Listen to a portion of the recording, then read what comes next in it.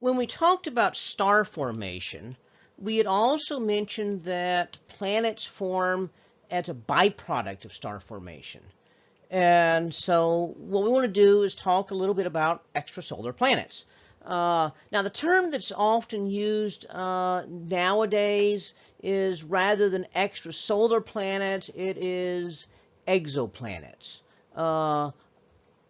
When this first started off, extrasolar planets was what astronomers were calling these things. And not long after astronomers started talking about it, then biologists started talking about the possibility of life on other planets. And so they were the branch of biology that did that, instead of calling it extrasolar biology, they called it exobiology. And so the term exo eventually got adopted by astronomers, so exoplanets. So what you find today is that roughly 2/3 of astronomers have switched to calling it exoplanets, and about a third of us that learned it the old way still sometimes call it extrasolar planets.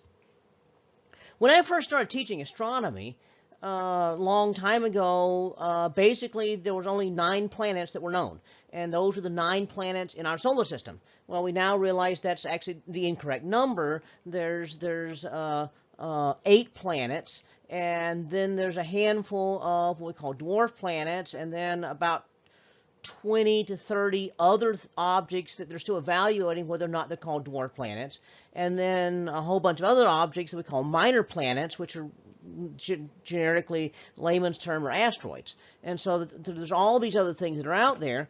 And so that's all that we knew about. And so any discussion about planets was basically based on the solar system as our only option. And so we started talking about other planets, just purely hypothetical, because they've been around for years. How do planets form, and would they be forming on other stars? And there was all kind of debates about this. Some people were saying, well, planets don't really form very regularly. It's really, only very special conditions had to be met to make planets. Others were saying, oh no, planets form very commonly. And then finally, in the 1990s, the very first planet around another star was discovered.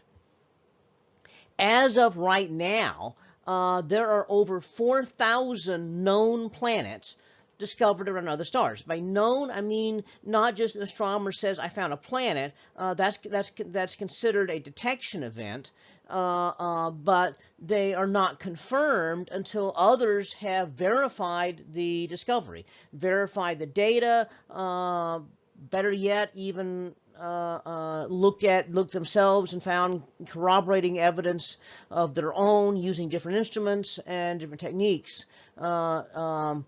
So there's over 4,000 confirmed planet discoveries. There's still about 3,000 other detections that are out there that are waiting confirmation. So what we find is planets are very common, really, in the universe. When we talk about how planets form, we want to explain why we see the kinds of planets that we see.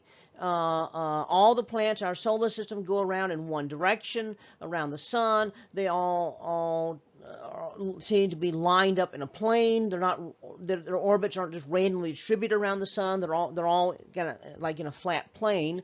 And the inner planets are all small rocky planets. The outer planets are big planets. So why is that the case? How does that sort of thing happen? And so we try to explain that. I have a love-hate relationship with this graphic right here. It's a poster that you can find in like almost every elementary school showing the solar system. It's kind of cool because it shows all kind of stuff that's there. Shows the planets, shows Pluto, which we don't really think is a planet anymore, but used to be thought of as a planet. Shows comets, shows the asteroids, shows the sun. Unfortunately, all the scales are wrong. The dimensions of all these things are wrong. So it's not quite right. This is really more representative. This is a graph of the orbits, and you notice that in this graph right here, that the inner planets, here are very much clumped together. So they are very, very clumped together right in the center. and then the outer planets out here are very far apart. And then Pluto has this really weird orbit that doesn't even line the plane. So this is like a side view. Like I said, all the planets, are roughly in a plane right here. Pluto does not conform whatsoever. And so the other thing is that Pluto's different. The inner planets tend to be rocky, the outer planets are gaseous, neither. So how does all this happen? Well, a fellow at Schwedenberg was one of the first to look at the possibility of extrasolar planets and star formation, and he suggested that maybe gravity starts pulling stuff together, and as gravity pulls things together, then pulls gases together, then what happens is it forms stars and then planets. Other astronomers were having all kind of other ideas where planets came from. There were ideas that planets formed in interstellar space and then stars just grabbed them up somehow with gravity. Others were suggesting that maybe the passing star pulled stuff out of the sun and it collapsed to form planets. That idea didn't work either because the planets are made of different stuff than the sun's made out of, so it doesn't seem to fit any of the models. Immanuel Kant, more often known today for philosophy, was also a scientist too, and he worked through the mathematics of this and showed that this nebular collapse idea really would work. At least you had a potential to work, and that if you had the stuff in the nebula that could make planets, you probably could make planets around a star. By the time you get to the 20th century, though, the mathematics had got a lot better, and we were able to show that what would happen is that as the nebula collapsed, that all the stuff would swirl together in a disk, an accretion disk. And then mathematically, we now knew about light pressure. And we realized that once the central star, the protostar, reached a certain brightness, then what would happen is it would stop accretion. Well, that disk is still there.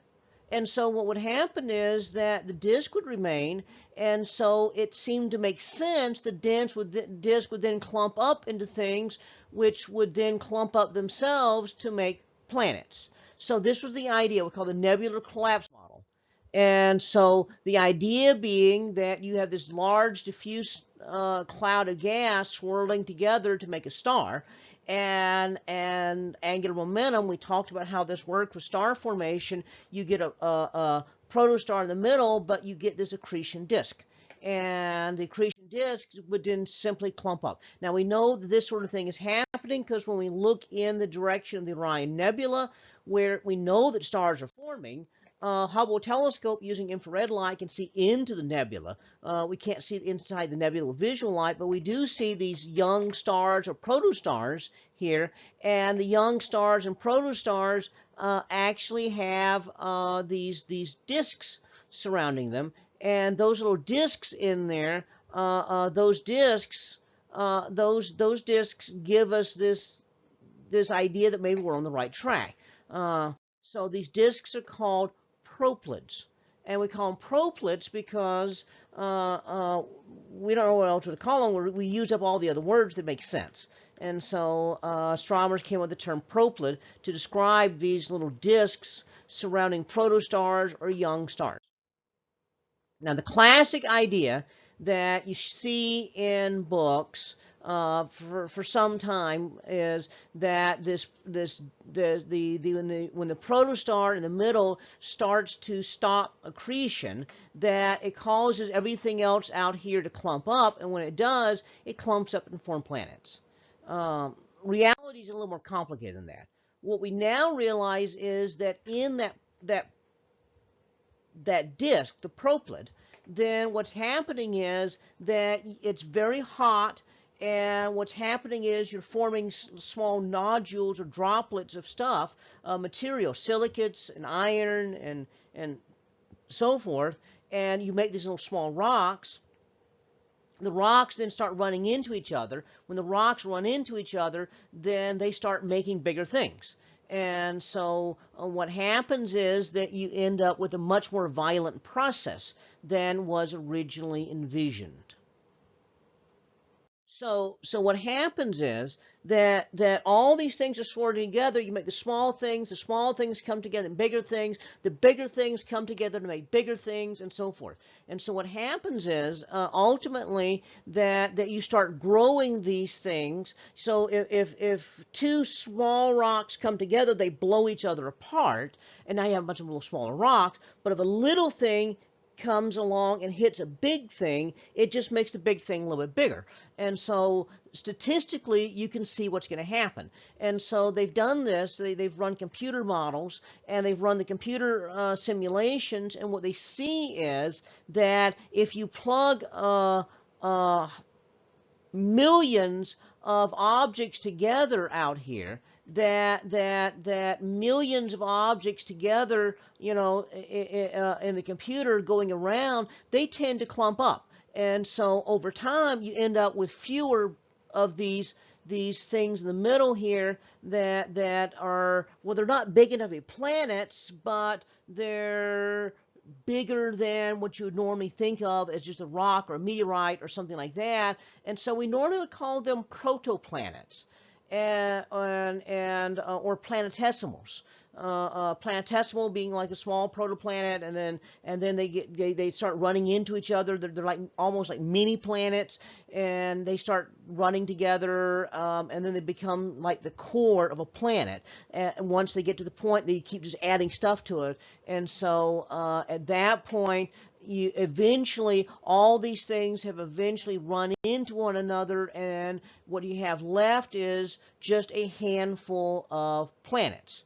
And that would give you the solar system as we see it today. Along the way, these little first step that we run into are forming these little droplets in the Proplyd. Droplets of silicates, droplets of iron, things of this sort, and they stick together. We call these chondrules. They form in the high temperature environment because the Proplyd's actually kind of warm still. And so they stick together to make these little rocks. Now, some of these rocks eventually run into other things, become bigger, but some just keep flying around the solar system for a very, very long time and eventually run into something else billions of years later. So some of these that are still flying around out there, when they run into Earth, we call chondritic meteorites.